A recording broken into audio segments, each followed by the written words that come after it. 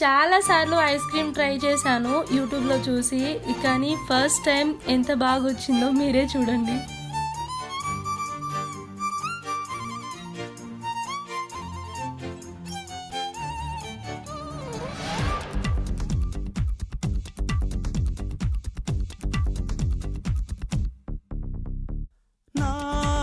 మనసునే మీటకే నేస్తమా, నా దారిలో చేరకే చైత్రమా, సరదాల చిలిపితనమా, చిరునవ్వులోని స్వరమా, నా తలుపు తట్టి కదిలించకే కవ్వించకే ప్రేమ, నా మనసునే మీటకే నేస్తమా.